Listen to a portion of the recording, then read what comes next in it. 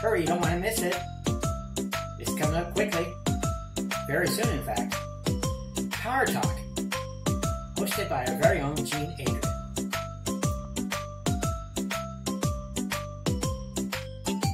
This is a glorious day. We are in a direct Mercury. Hallelujah. And it's time for us now to begin this process of really diving into what do we want to make 2017 about. And for me, this is the year I'm going to find love. I have made that affirmation to myself. I know that it's happening. It's coming to me now. And so in light of that, I have invited a very special guest today. Her name is Valerie Greene. She's a unique relationship mentor who helps women to inspire their men to fulfill their deepest needs and desires. And her website is coachvaleriegreene.com. And today what we're going to talk about are the 3 mistakes that successful women make that repel love, and a simple formula to have the relationship of your dreams right now. And I am so ready for this. Welcome, Valerie. Yay, and thank you so much. Can you hear me? I love to be here today, and I'm super excited to speak to you about relationships and love and how that relates to who we truly are as conscious human beings.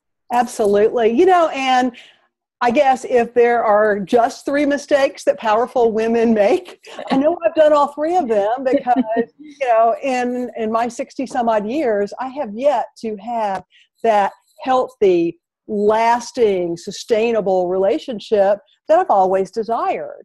So why don't we just kind of dive right into what makes us type A women, makes it difficult for us to find that relationship. Yeah, well, thank you so much. And of course, it's highly individual. Mm-hmm. It just makes me really curious to kind of dig into what you think is in your way, which is what I do with my clients. But I'll talk in generalities here. Okay, and then I'll tell you my exactly.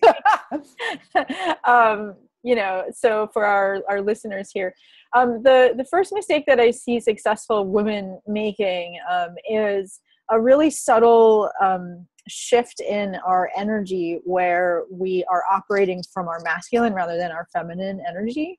And obviously as conscious beings, we need both, right? Mm-hmm. So right now I'm more in my masculine because I am sharing a concept and I want you to understand it.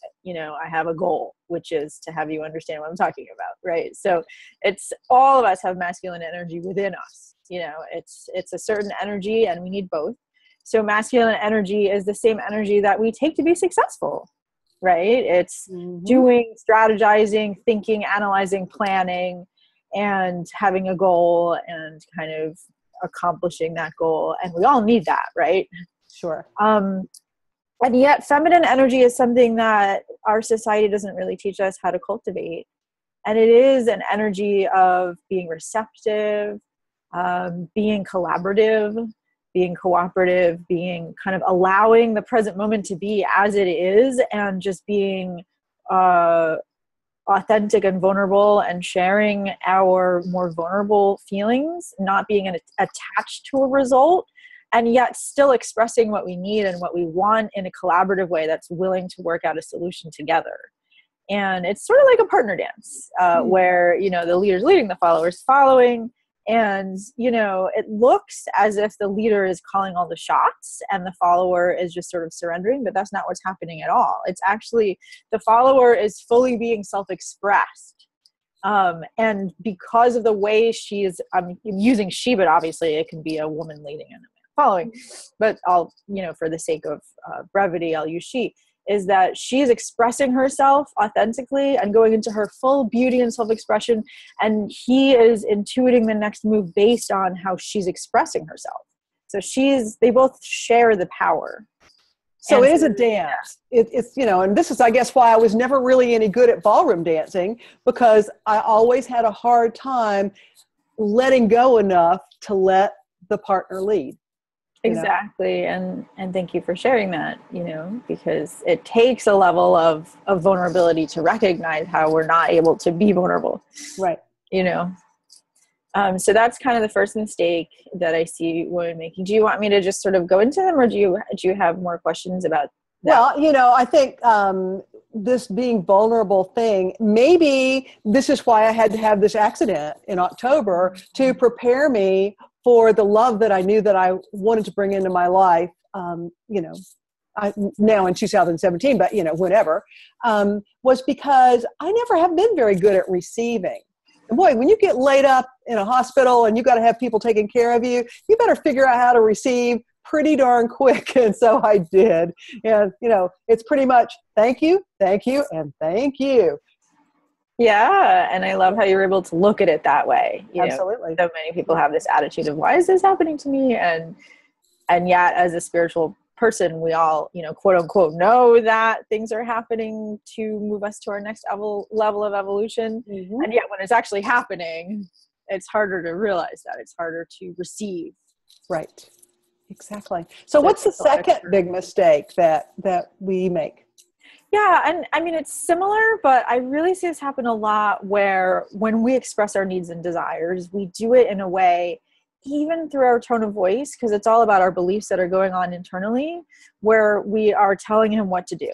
Because it's really innocent to just be like, well, I want you to do it this way. I want you to, for anything from how we want him to touch us to how we want him to put the dishes in the dishwasher to, how anything. And it's not like we can't share our desires, but what men are really looking for in life partnership is a collaboration. And that's just not what we're taught in our culture. We're taught if we want to be powerful, we need to say what we want. And it's not that we can't ask for what we want, but there's a certain attitude of collaboration that most men are looking for from women if we're really embodying the feminine. Which is, and I make this mistake all the time, and I'm sure that women do, but it's like it always has the same result with my partner where it'll push him away. Mm-hmm. And we don't realize that we're doing it. But it's like if we, let's say, to use a very banal example, that I want him to clean the bathroom because, we have a chore that we are both doing and he chose the bathroom. If I just come up to him and say, hey, why don't you clean the bathroom? We don't realize that we're subtly making him wrong. And he'll hear that as we don't trust him. We're nagging him, even if that's not our intention. Because it's all about him hearing the message from us that I know better than you and I know the way that it should be done, even if we have an agreement, and so there's a way where a collaborative attitude, because it's all in the attitude shift, right? It's not in what we say. Mm-hmm. Everything comes down to our beliefs and our the way that we're seeing things, right? So a collaborative belief and attitude and way of expressing things is really understanding that what we want on a surface physical level is just a strategy to get what we're really looking for on a deeper feeling experience level. So how could you rephrase that bathroom thing so that you're not being manipulative, but that you are playing with him in a way that he can play strongly? Exactly. And thank you. And that's where I'm going. Cause it's not, like I said, it's not about what you say. Cause you could say those same words like, hey, you didn't clean the bathroom, in a way that's more playful, but so it's all in the internal mindset shift. So, and it's a practice to kind of constantly, and it is a very spiritual practice because we're constantly sort of being in this awareness that what I want in the outside world is just one strategy for getting what the internal experience that I want, right? So I know the internal experience that I want is, and it's going to be different for all of us, right? It's going to be, let's say we had an agreement to do our chores. So let's say it's, I want beauty around the house, or I want a sense of support that we're doing it together, or I want a sense of, order around the house that we're both contributing to, so it's like really feeling that. And if I notice that I'm not experiencing that, I'm coming to him in a more feminine way where I'm looking to touch him with the depth of kind of the beauty of my internal longing. Meaning that, so then if I'm approaching him from that way, I might say something like, and as opposed to pointing out what he didn't do, because that is sort of making him wrong, I might say, something from that space like, wow, the house looks so beautiful right now. And I'd love the bathroom to be more beautiful. And how can I support you in doing that? Because he knows he didn't do it. You don't have to point that out. So it's sort of like coming from a positive, touching him with the positive experience of what it is that we want without making him wrong. Yeah. And because it's like, I do this all the time and I don't even realize it. I'm making him wrong in what I'm saying. And just men, and this plays into the third mistake, which is not understanding that men and women actually have differences in our biology that really affect how we interpret things. Right. Obviously, like, we're all masculine, feminine, but men's brains are just what testosterone does in the brain, because men have 10, 20 times the amount of testosterone that women do. Right. It's just, a biological fact. And what testosterone does in the brain is it makes people that have that much testosterone, because women taking hormones have this too, very sensitive to, am I doing it right? Am I succeeding? Because it makes them very goal oriented. Yeah. And of course we have that too. Everyone has that, vulnerability. But I think they've done studies, and this is said in the book, How to Improve Your Marriage Without Talking About It, which I think is an excellent book, that they've done studies around our deepest fears and our deepest vulnerabilities. And both men and women fear homelessness, for example. But what men fear about it is the shame of being a failure. And what women fear about it is feeling abandoned by the people. Oh, yeah. Uh-huh. Yeah, I get that. So, totally. So it's like, whenever a man hears from you that he's not doing it right, it actually causes a really subconscious, deep shame in him, and he probably won't be aware of it. He'll just feel like he wants to push you away. And yeah, so it's like that's why it's like, it's a constant kind of attitude. And I think it's a spiritual practice, at least for me. Like, am I making the universe wrong right now? Reflected back in him. Am I making the moment wrong? Or like the shift with that is, and I think the feminine spiritual practice here is coming to a level of open-heartedness, even if I might be feeling the emotions of anger, or more, which is a kind of secondary emotion. The more vulnerable emotions that we're trying to sort of protect ourselves from feeling is our own shame, our own sense of disillusionment, our own disappointment, our own fears. It always comes back to us, doesn't it? It really is the outer world reflecting those insecurities that are inside us. Exactly. And it's like, when I'm able to go to that level of vulnerability, at least, another thing to understand about men is they're very mission oriented. So it's like, if like last night, even my partner and I got into I wouldn't call it an argument. It was just like, we kind of triggered each other's vulnerability. And so we sort of gave each other reassurance and left without working it out, because he had to prepare for a really important job interview today, so it's like, if he's on a mission to do something else, he's not available to hear our feelings. So if we try to come at him, it's, with our feelings in that moment, it's like, we really need to make sure that he's available. But when we do open up and present our vulnerability, so it's not just about inspiring him with the beauty of our emotions, it's really about saying like, hey, is this a good time to share something that'll help us feel more connected? Like, so it's really about, setting up the container of the conversation so he knows what you want out of it, and do you have space to listen to me? I want to share my feelings. if we're able to do that in a way that's not making him wrong, that's just being vulnerable. And you notice me closing my eyes because I really have to like just feel into this sort of core of my emotions and really share my fear or share my, you know, longing or share something I'm ashamed about and make it all about us. You know what, you're saying something here now that brings up something for me that I would never have thought twice about making sure that I verified with a client that, is this a good time for us to talk? You know, in business, whoa, I got that one down pat. I just never quite managed to take it all the way back home. You know, so some of this is common courtesy, really. You know, exactly. Sure that, you know, that everybody's happy here.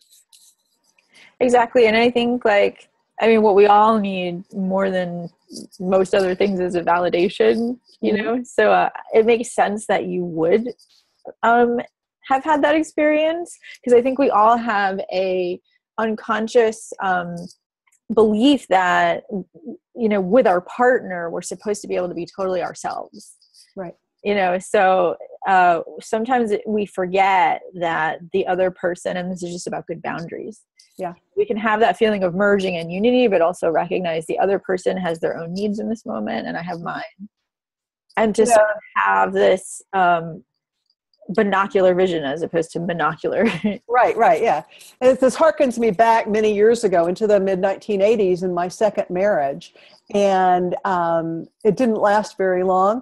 But I can remember thinking and judging my husband as to how immature he was, because, man, he needed to be validated for taking the freaking garbage out. And that was, you know, that was his quote unquote job. He said he would do that. And I do this and whatever, you know, and then he would take the garbage out, and then like a puppy dog, he would sit there and look at me going, did I do good? And I'm like, whoa, you know. Totally. I look back on this now and I realize that he was showing me how insecure and immature I was, because I wanted to be validated for everything I did and wasn't getting that, you know. It was, like I said, it didn't last very long because I didn't have the skill set back in the 80s. You know, I wasn't on this path at that point. And actually he's the person who pushed me onto it, if you will. Yeah. So God bless him for that, you know. But I can see this playing out in the past for me now. So, you know, it's something that I need to learn to shift into being the totality of who I am. I think this is what I'm hearing you say. I got to be the totality of who I am and make sure that I am matching male, female at all times in my relationship, just like a magnet. You can't put the two north poles of a magnet together because, you know. Yeah, exactly. And if he's coming from his masculine, then I need to be in my feminine. But, you know, they have both. So if he's coming from his feminine, then it's okay for me to be in my masculine because it will still attract, right? Yeah, I mean, it's different for each couple. I think it's really for each couple to be aware of these things and then to kind of work out how he wants to be treated when he's in his feminine. So for example, yes, like when my partner gets vulnerable and I'm blessed to be with a man who's okay being vulnerable sometimes, he does want me to hold space for him and kind of, you know, validate his feelings and make it okay that he's feeling it that way. But I need to be careful not to sort of jump into a sort of protective role with him, or like where I'm totally switching into my masculine and kind of leading him somewhere, because he doesn't want that. I think a lot of times I do want that. When I feel vulnerable, I want him to lead me somewhere, like to ask me kind of questions that help me to solve it. He doesn't want that. He wants to lead himself when he's in that space. And he just wants me to listen, you know? Yeah. So, because if I try to get into a more directive kind of role, he's going to feel mothered, you know? So I think it really is, as a whole, I think we all have more of a core essence of who we who we are romantically as either masculine or feminine. And obviously we have both, right? So it's about balancing within ourselves. But like, I have a more feminine core essence. And of course I balance that by being in my masculine at work or like right now in an interview. But when I'm around him, he really wants me to be in my feminine. So even if he goes into his feminine, what would feel respectful from his point of view is if I still stay in my feminine, being receptive to him, listening to him, just asking him what's going on, how I can support him. He doesn't really want me to go into my masculine then. Because in a way that is sort of implying that he can't do it himself. I think this is like a lot of times where women sort of, this happens a lot. I see this a lot in relationships where men will be going through a more vulnerable time. You know, let's say they lost their jobs, or let's say they are sick. You know, and we kind of go into, all right, well, he's not holding the masculine, which is, you know, taking responsibility for things getting done, and planning and strategizing. And so we go into the role of like, well, I'll just take over managing and I'll take over taking care of him. And, you know, and that's fine in terms of what you're doing. Like, the bills have to get paid. The house has to be cleaned. You know, we have to be fed. But on an energetic level, what he wants is to sort of like, it's sort of like, you know, he's the king and you're the queen. So you share the power, right? Right. But like, it's, if a king gets sick, you're not going to take over planning the kingdom for him. Right. You know, you're going to be taking care of him in a very nurturing way. And nurturing is actually masculine because you're doing things. Right. You know, even though it's a very loving energy, but it's like, it's still kind of respecting that he's the authority on himself. You don't know how to do it better than he can. You're not going to plan for him, you know? I mean, don't we have to be very aware of that thin line between being the partner and being the mother and mothering? Exactly. Boy, that really turns them off, I think. And I think that also turns us off. Like, I know it turns me off when I'm taking on that role of mothering, because it's this unconscious assumption that he can sort of manage his life. Right. You know, and it's like, I think a lot of times it comes from beliefs that were created in childhood when, you know, very understandably our parents can't be perfect. And, you know, we took on these beliefs that our caretakers are not, you know, totally capable, so we have to do things ourselves, which is a part of growing up. Right. You know, but it's part of what I do with my clients is I help them sort of see the source of where these beliefs came from, not to be a therapist and kind of dwell on them. And I mean, I think like therapy is great, you know, but the way we look at those things is just an awareness and sort of allowing ourselves to shift those beliefs. And I have a whole process where I help people sort of open up to what your beliefs are and where they came from and how to shift them, working with the unconscious mind that happens through the body and through the senses. Well, let's stop and talk about that for a minute, because your website is coachvaleriegreene.com, right? Yes. So people can go there and they can solicit your assistance. Exactly. Getting to the core essence of how to do this. Exactly. And so it's really about, like I said, where we're coming from to be able to do the things that need to be done, but sort of still stay in the feminine polarity, meaning that we're not thinking that we know how to do things better than he does. You know, we're just sort of collaborating, suggesting, sharing our desires and saying, well, what do you think about that? How does that work for you? What you know, how do you want to work this out with me? You know, as opposed to telling them what to do and making the decisions and managing things. You know, I think one of the areas in relationships where this rears its ugly head in the worst way is when we're in a relationship and we're not getting what we want. We're not feeling the love. We're not getting the intimacy that we really, really crave. How can we handle that without becoming needy and you know, causing him to run for the hills? Yeah, exactly. And it's very subtle because we do have needs. But there's a difference between being in touch with our needs and being needy. Right. And although I think needs have a bad rap in our culture, so, you know, because we're not supposed to need from our partner, we're supposed to be independent. And I think that actually destroys a lot of relationships when we don't share our needs, and then we sort of put a wall up, you know. So there is a process that I teach. I call it emotional alchemy. Ooh, I like that. And it's really about how to really open up and, first of all, identify what we need.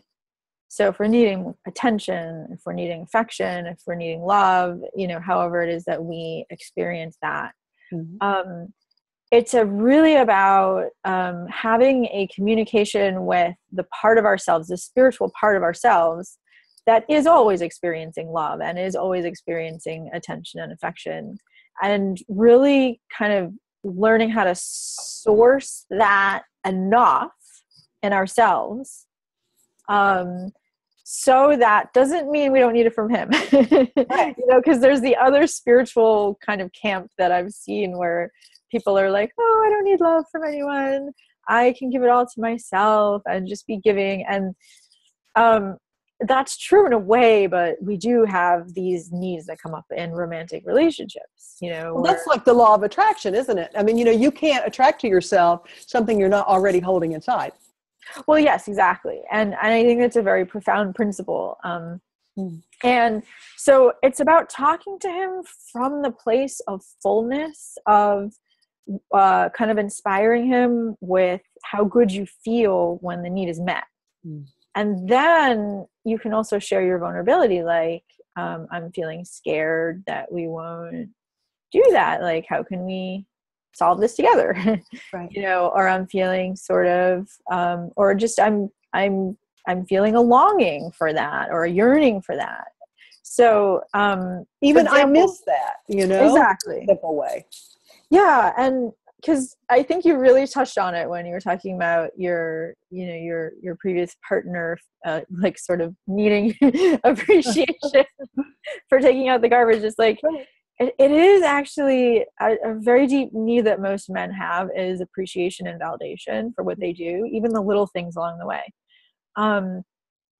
I mean, we need it too, but it's like, I think we need it in general, women need it in a different way. We need it that, like, who we are is lovable without having to do anything. And in general, I mean, of course men need that too, but they really need validation for what they do, because then he really feels like a man if what he does. And we need it for who we are. Exactly. Yeah. I want to be appreciated for who I am. Yeah. Not what I look like or what I did yesterday or how good a cook I am. Exactly. Yeah. It is a very subtle difference between most men and most women. So it's like a really good way to talk about our needs not getting met is to bring up, you know, remember that time, like, let's say I want him to plan more dates. Like, he used to plan more dates and now we're just sitting at home watching TV, you know, for example. You know, remember that last time that you took me out to this restaurant and it was amazing because all the food was just magnificent. And, you know, I really love being swept off my feet like that. It makes me feel so loved and adored. I'm really missing that. And I'm wondering, you know, I know we're really busy, so I don't know how to make that happen. And how can we have more of that? I want to create that with you because it was so wonderful. So you're like appreciating him for something that he did to make you happy in the past, you know, so then he can feel good about himself, and you're letting him know that you need that, you know. And so this is something that I have a whole program where I teach women how to do this in a way that is sort of foolproof, because he can come back at you with a million different things. He could be like, well, why do you need that now? Or why don't you do it? Yeah, exactly. Or like whatever it is. So it's really a way, like, because he has his own set of needs, and he might be angry at you for not getting his needs met, or, you know, so it's really about getting into his world too. You know, and I have a whole flow chart that I have for how to have a conversation like this, where you're staying vulnerable. And so you're able to hold your own vulnerability, because this is what the emotional alchemy process is about, is being able to have the masculine part of us hold the feminine vulnerable part of us, so that no matter what he comes at you with, if you're feeling rejected then or shut down or whatever, then you'll be able to sort of say like, whoa, there must be something going on for you. Yeah. You know, what's going on for you? And if he's like, oh, I don't have time for it, whatever, it's like, okay, well, this is really important to me. Can we make a time to talk about this? You know, so that you're still advocating for what you need. And you're still able to kind of touch your vulnerability, but then later you can listen to what's going on for him. He's not getting his needs met. What does he need? Exactly. You know? Now, but are any of these we need? are any of these tools in the free gift that you have for the listeners? Oh, definitely. Yeah. I really lay out, there is a intro to this conversation that really is about expressing what it is that we need. Uh-huh. And I call it the manifest love conversation. Oh, I love it. And how can our listeners get this? So there's a free 20-page e-guide that I created that goes into all the 5 steps and why they're important. And I give you examples. And so that is at Coach Valerie Greene, and there's an E at the end of Greene.com/e-guide. And that has a whole, like I said, a 5-step process for how to show your feelings and needs in a way that will inspire him instead of push him away. And I give examples, and I have like a little worksheet around it. So this is perfect. What a great way to kick off this new year and help us to find the love, the sustainable love that we really want. This has been a great conversation, Valerie. Thank you so much for taking the time out of your busy week to share your thoughts and ideas with our viewers. I really appreciate it. Well, thank you so much. And I just love how self-reflective you are and how in touch you are. And I know that you will manifest the love that you want. And I just want to leave the viewers with a real confidence that everyone deserves to manifest the love that is here in this life for them. Absolutely. Absolutely. And viewers, I want to remind you of a couple of things. I have just opened up my 2017 mentorship program. I work with 6 individuals for 6 months each year, and only 6 because that way I can devote the time that is really required and beneficial for my mentorees. I've got 5 slots left. You can go on my website underneath Work with Jean, and then there's a pull down bar that's mentorship. You can find out more about the mentorship program. And also right now going on is my webinar series that uses the 142 DNA activation glyphs. And you can get all 9 of those activation movies for $144. It's a great way to make sure that you're in the right place energetically for 2017.